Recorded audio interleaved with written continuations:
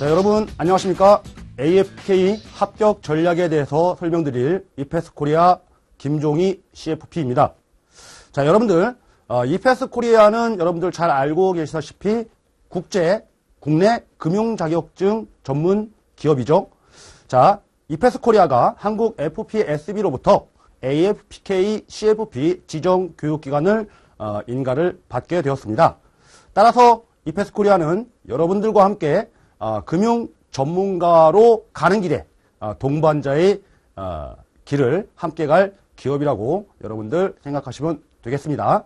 자, 이번 시간에는요, AFPK 합격 전략에 대해서 알아보도록 하겠습니다. 자, 우선 AFPK라는 시험은요, 국제공인재무설계사인 CFP 시험을 합격하기 위한 반드시 거쳐야 하는 선행 자격증이라는 사실 여러분들 잘 알고 계실 것입니다. 자, AFPK 합격을 위해서는요, 반드시 거쳐야 할 절차가 있는데요. 첫 번째, 반드시 여러분들 지정된 교육기관으로부터 교육과정을 이수를 해야지만이 된다라는 사실입니다. 다음으로 이수가 끝난 후에는 시험에 합격을 하셔야 되겠죠. 마지막으로 한국 FPSB로부터 윤리성을 인정받아 최종적으로 AFPK 인가를 받게 된다라는 3단계 절차를 꼭 지켜야지 되는 자격증입니다. 자, AFPK는요, 이처럼 교육과 시험과 높은 윤리성을 겸비한 국내의 유일 재무설계 자격증이라고 생각하시면 되겠습니다. 자, 본 프로세스 교육과 시험과 인증 중에서 교육과정에 대해서 면제되는 일부 예외가 있으니 반드시 여러분들 체크를 하셔야 되겠습니다. 자, 첫 번째, 전 교육과정에 대해서 면제되는 대상자가 있다는 사실이에요. 보시다시피 여러분들 공인회계사, 세무사, 변호사, 감정평가사, 그 이외에 경영학 석사 등 취득자는 AFPK 교육과정은 면제된다라는 사실입니다. 물론 시험과 윤리서약을 통한 인증과정은 반드시 거쳐야만 합니다. 자, 그 이외에도요, 전 교육과정 면제 대상자 이외에 일부 과정에 대해서 면제되는 대상자가 있다는 사실도 꼼꼼하게 체크를 해보셔야 하는 부분이에요. 자, 대표적으로 여러분들 흔히 가지고 계시는 펀드 투자 상담사 금융 자격증의 최초로 취득하시는 자격증 중에 하나죠. 자, 펀드 투자 상담사 등 취득자에게는 투자 설계라는 일부 과목만 면제된다는 사실 체크하시고 교육과정을 들으시면 되겠습니다. 자, 그러면 AFPK의 시험 구성은 어떻게 되어 있는지 한번 살펴보도록 하죠. 자, AFPK는요, 모듈 1과 모듈 2 해서 모듈별로 두 개의 큰 구분을 한다라는 사실입니다. 자, 모듈 1에는요, 재무설계 개론, 윤리, 은퇴설계, 부동산 설계, 상속설계, 자, 이처럼 5개 과목을 학습을 하시게 됩니다. 자, 모듈 2에는요, 위험관리 및 보험 설계, 투자 설계, 세금 설계, 자, 3과목을 학습을 하시게 됩니다. 물론 시험은요, 하루에 오전, 오후 걸쳐서 모든 과정을 시험을 보시게 되지만은 각각 모듈 1 또는 모듈 2 부분 합격도 인정이 되고 부분 응시도 가능하시다라는 사실 알아두시면 좋겠습니다. 자, 합격 기준은요, 각각 모듈별로 전체 평균 70점을 취득을 하셔야지만이 합격을 하시고요. 각 과목별로 과락 40점 이상이 되어야만 합니다. 하나의 과목에서 과락이 되는 경우에는 전체 모듈이 불합격 처리된다는 사실 반드시 유의하셔야 되겠죠. 그래서 여러분들 학습하실 때는 전체 과목을 골고루 일정 과목에 대해서는 공부를 안 하시고 그냥 시험 보러 들어가신다라고 하시면은 과락 위험이 있다라는 사실입니다. 자, 대표적으로 모듈 1 보죠. 자, 재무설계 개론은 20문항이 출제되고요. 윤리 10문항, 은퇴 30문항, 부동산, 상속 각각 25문항 출제가 되고 있다는 사실이에요. 그 중에서 윤리 관련 규정 10문항 중 4문항도 못 맞췄다. 3문항 맞았다. 라고 하면은 과락이겠죠. 그래서 모듈 1이 전체 70점이 넘는다고 해도 모듈 1 불합격 처리될 수 있다는 사실입니다. 이렇게 각 과목별 구성 및 각 과목별로 몇 문항씩 출제되는지에 대한 정보를 명확히 인지하시고 학습을 시작하시는 게 좋겠습니다. 자, 그러면은 각 과목별로 들어가 보도록 하겠습니다. AFPK 합격을 하기 위해서 각 과목별로 어떤 부분을 조심하셔야 되고 어떤 부분을 중점적으로 보시는지에 대해서 알아보는 시간입니다. 자, 첫째, 재무설계 개론 및 윤리 관련 규정입니다. 자, 우선 재무설계 개론은요, 20문항 출제를 하고 있는데 우리가 학습해야 될 중점적인 내용들이 어떤 부분이 있는지 알아보도록 하겠습니다. 자, 재무설계 개론과 관련된 역사, 재무설계를 어떤 식으로 진행하는지에 대한 프로세스, 그리고 개인 재무제표 또는 개인 신용관리, 소비자 신용 등에 대해서 학습을 하시는 과목입니다. 자, 일반적인 개인과 관련된 재무설계에 영향을 미치는 요소들을 학습을 하신다라고 보시면 되겠습니다. 자, 다음으로 윤리 관련 기본 규정에서는 어떤 부분을 다루는지 알아보도록 하죠. 자, 윤리는요, 여러분들 AFPK 시험에 합격하신 후에 자격 인증과 관련된 절차 및 내용을 다루게 된다라는 사실이고요. 자격 인증자가 갖추어야 할 윤리 및 요건 등을 학습하시는 과목입니다. 자, 우리 재무설계 개론과 윤리 규정에서 시험 문제는 어떤 부분에서 정리를 하고 준비를 하면 되겠는지 알아보도록 하죠. 자, 재무설계 프로세스 상당히 중요한 부분입니다. 재무설계 개론에서는 재무설계 프로세스를 중점적으로 학습을 하시는데 여러분들 학습하실 때 가장 쉽고 재밌는 과목 중에 하나가 재무설계 개론입니다. 자, 재무설계 개론에서 너무 쉽게 공부했다라고 해서 안이하게 준비하시면은 상당히 여러분들 시험장에서 혼란을 겪으실 수 있는 과목임은 분명합니다. 따라서 시험 문제는 가장 길고 지문이 어렵게 출제된다는 사실을 인지하시고 꼼꼼히 학습을 하셔야만 하는 과목입니다. 따라서 기본서 정독 3회독 이상은 반드시 하셔야 하는 과목이다 라고 해서 준비를 하시는 게 바람직합니다. 또 하나, 좀 전에 설명드렸듯이 윤리 관련 규정은 별개의 과목입니다. 10문항 출제되는데 그중 3문항 맞았다라고 하면은 과락이겠죠. 따라서 과락에 유념하시기 바라고요. 시험 직전 윤리 관련 규정에 대해서 시험 문제 출제 포인트, 우리 강의 중에 교수님께서 설명해 주신 중점적인 내용을 잘 정리하셔서 시험장에 들어가시면은 효자 과목이 될 것이다 라는 부분이에요. 따라서 재무설계 개론 및 윤리 관련 기본 규정에 대해서는 여러분들이 첫 수업임과 동시에 끝 수업이다 라는 각오로 준비를 하시면은 충분히 고득점을 받으실 수 있습니다. 자, 여러분들이 관심을 보이는 부분이 바로 우리 계산 문제는 몇 문제가 나오느냐, 사례 문제는 몇 문제가 나올까라는 부분이죠. 자, 재무설계 개론 및 윤리 관련 규정에서는요, 2문항 계산 문제 예상을 한다라고 해서 여러분들 문제집 풀으실 때 계산 문제 및 사례 문제 준비를 하시면 충분할 것으로 보입니다. 자, 다음으로는요, 우리 재무설계 개론 및 직업윤리 다음으로 모듈 1의 은퇴설계라는 과목이 있죠. 자, 은퇴설계에서는 어떤 부분을 학습하시냐면요, 은퇴설계도 마찬가지로 여러분들 설계 과정에서 진행되는 프로세스를 중점적으로 공부를 하시는 것은 마찬가지고요. 여러분들이 흔히 알고 계시는 은퇴자금, 국민연금이 있겠다, 퇴직연금이 있겠다, 개인연금이 있겠다. 이런 상식적인 우리가 알고 있는 내용을 제도적으로, 법률적으로 어떤 식으로 구성되어 있는지에 대해서 학습을 하시는 것입니다. 따라서 공적연금인 국민연금과 기업연금인 퇴직연금, 개인연금, 이 세 가지 연금을 3층 보장제도라고 하는데요. 이 3층 보장제도가 은퇴설계의 핵심이자 꽃이다라고 여러분들 생각을 하시면 되겠습니다.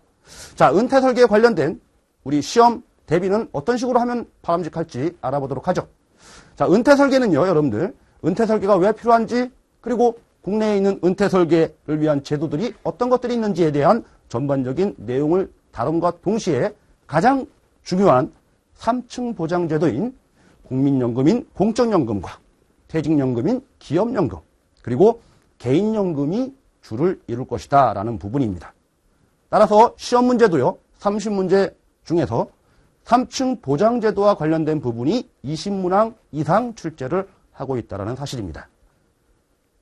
그러므로 여러분들이 학습 준비하실 때 어떤 부분을 중점적으로 학습하셔야 되는지는 처음 시작부터 답을 알고 들어가는 과목이다라고 보시면 되겠습니다.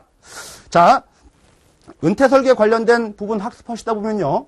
각종 공식이라든지 사례 문제들도 많이 접하게 됩니다. 그런데 실제 시험에서는요. 은퇴설계와 관련된 우리 계산 문제, 사례 문제는 한 문항 출제를 예상하고 있습니다. 오히려 아예 출제가 안 되는 회차도 상당수 있다라는 사실 반드시 알고 우리 계산 문제, 사례 문제, 식 공부하실 때 이해 위주로 학습을 하시면 되겠습니다. 공식을 암기할 필요는 없다라는 결론을 내리게 됩니다. 자, 다음 부동산 설계입니다. 부동산 설계는 여러분들 생소한 과목이다라고 생각드실 겁니다. 자, 우리가 투자를 한다라고 하면은 금융상품에 투자를 한다. 주식과 채권, 은행, 펀드 등에 투자할 것이다 라고 생각하는데요. 국내에서는 부동산도 투자 대상이 된다는 사실을 여러분들 잘 알고 계실 것이에요. 그런데 부동산 투자와 관련된 부분을 하나의 과목으로 부동산 설계로 구성한 이유는 국내는 부의 축적을 부동산으로 다소 하고 있다. 개인의 부 중에서 부동산이 차지하는 비중이 상당수 높다라는 국내 현실을 감안해서 부동산 설계를 투자 설계와 별도로 과목을 구성했다라고 여러분들 생각하시면 되겠습니다.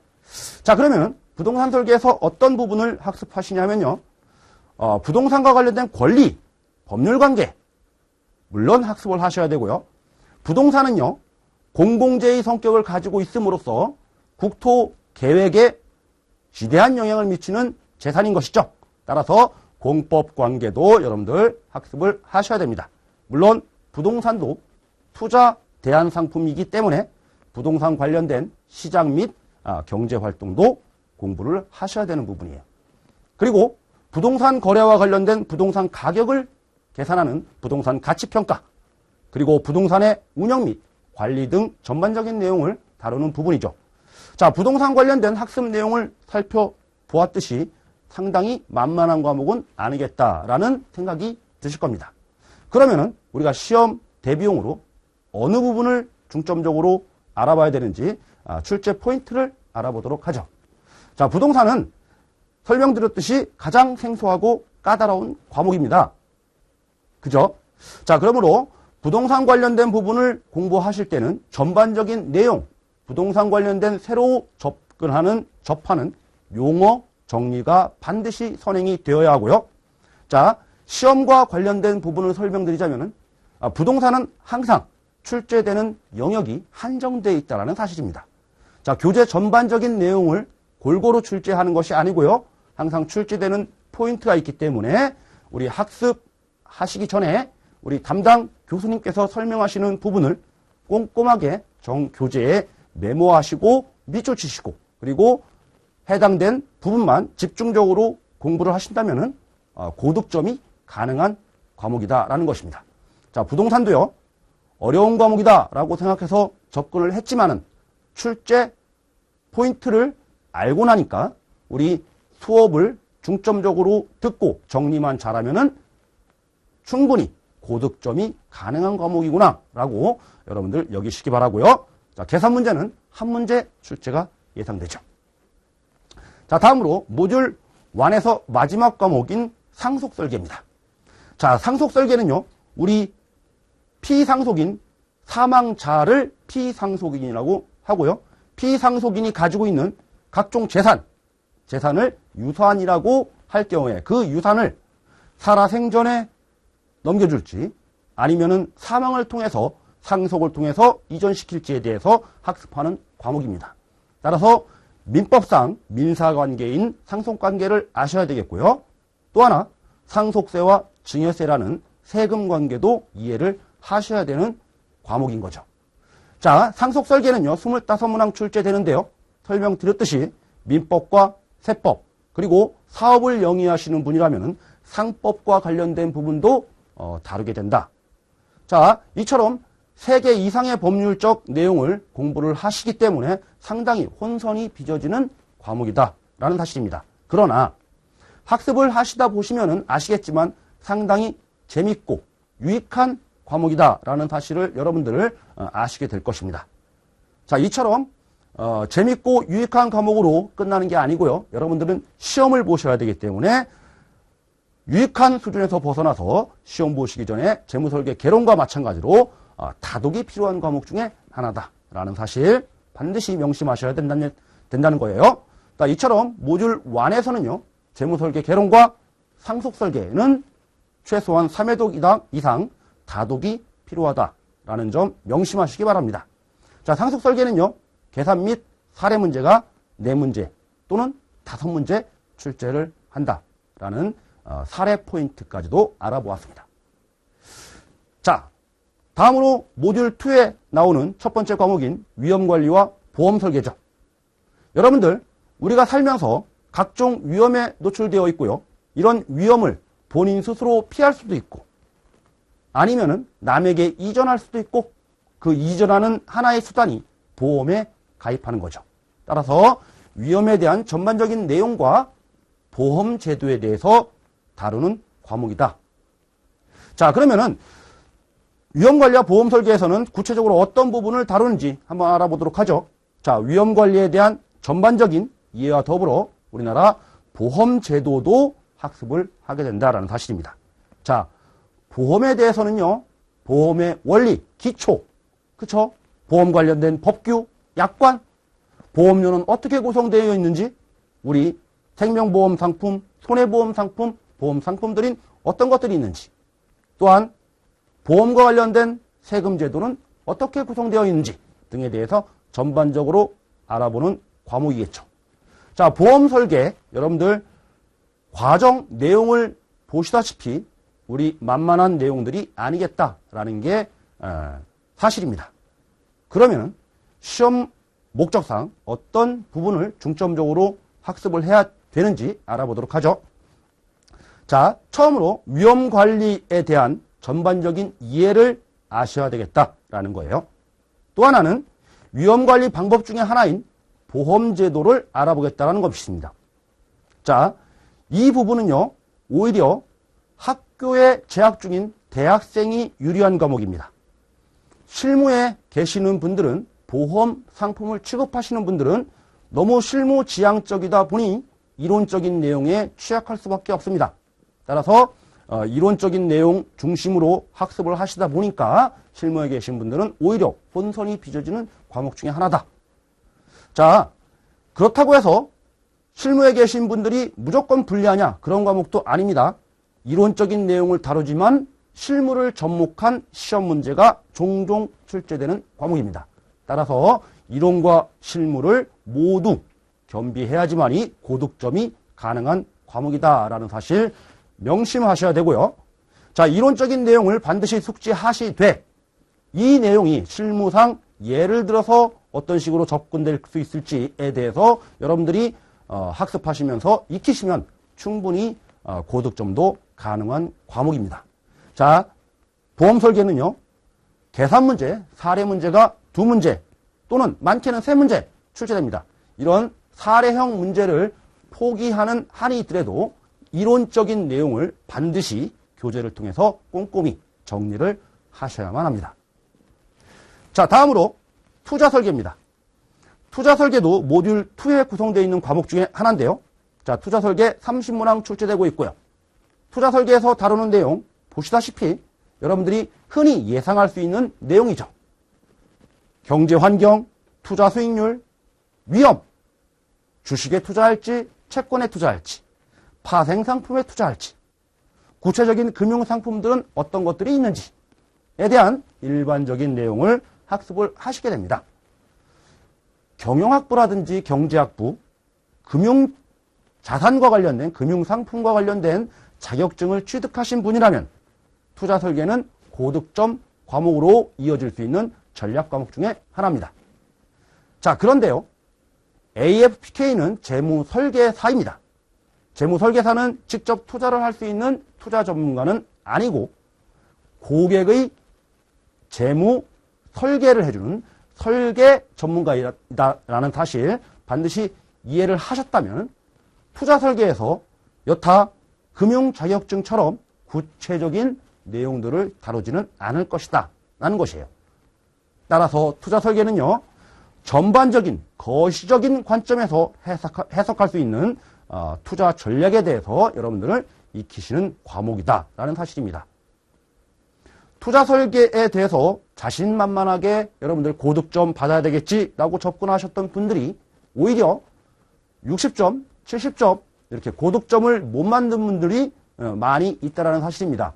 이런 분들은 투자 설계를 너무 여타 금융 자격증처럼 계산식, 수리적인 모형 등으로 접근했기 때문입니다. 자, 이 부분 학습하실 때 우리 교수님께서 설명해 주신 부분을 꼼꼼히 들으시고 이런 부분들이 우리 고객에게 또는 본인에게 어떤 식으로 이야기를 풀어나갈 수 있을까? 여러분들이 이해하시고 전략을 세우신다면 충분히 투자 설계는 고득점이 가능한 과목이다 라는 사실 명심하시기 바랍니다. 자, 투자 설계는요. 계산 문제가 수리적인 모형도 나오기 때문에 내문항 예상이 되는 과목이죠. 자, 마지막입니다. 여러분들이 가장 싫어하는 세금 설계입니다. 자, 세금 설계는 어떤 부분을 학습하시냐면요. 우리 재무 설계는 개인 재무 설계입니다. 따라서 법인과 관련된 세금은 다루지 않고요. 개인과 관련된 소득세, 금융 관련된 세금, 부동산 관련된 세금 또는 노후와 관련된 연금, 퇴직소득 등에 대해서 학습을 하게 됩니다. 전적으로 개인과 관련된 세금만 공부를 하신다라는 사실 이해하시고 들어가시면 좋겠다라는 거예요. 자, 세금 설계는요. 가장 까다롭고 이해하기 어렵고 무조건 암기를 해야 되고 이런 식으로 여러분들이 생각하실 수가 있겠지만은 세금과 관련된 제도적 취지, 왜 이런 세금 제도가 만들어졌는지에 대한 정책적인 이유와 현실적인 경제 상황 이슈 등에 대한 이해를 하신다면 충분히 이해를 하실 수 있는 세법 조항들이다라는 사실입니다. 따라서 무조건 암기하시는 게 아니고 이해를 꼭 해야만 가능한 시험이다. 이렇게 이해를 하셔야 됩니다. 자, 세금 설계는요. 여러분들 AFPK에서 머무르지 않고 CFP도 준비를 하셔야 되기 때문에 AFPK 학습하실 때 우리 개인과 관련된 세금 전반적인 내용을 반드시 머릿속으로 책에 잡으시기 바랍니다. 계산형 문제는요. CFP 시험에서는 다수 출제하지만 AFPK 시험에서는 오히려 계산 문제가 다수 출제하지 않는다라는 사실 반드시 알고 가셔야 되겠다라는 겁니다. 자, 계산 문제는 세금과 관련된 아주 기초적인 기본적인 계산 문제로 출제를 하고 있습니다. 5문제라고 예상은 하지만 이 5문제가 고난이도의 세금을 계산하는 문제가 아닌 아주 단순한 계산 문제다라고 생각을 하시고 학습을 하시면 충분합니다. 자, 여기까지 우리 AFPK 학습 전략에 대해서 알아봤고요. 각 과목별로 어떤 부분을 준비해야 되고 어떤 부분을 중점적으로 알아야 되는지 또 어떤 부분을 소홀히 하면 안 되는지 등에 대해서 함께 알아봤으니 여러분들 학습하실 때 좋은 길잡이로 삼으시고 최선을 다하셔서 꼭 100% 합격을 하시기 당부드립니다. 자, 여기까지 설명을 마치도록 하겠습니다.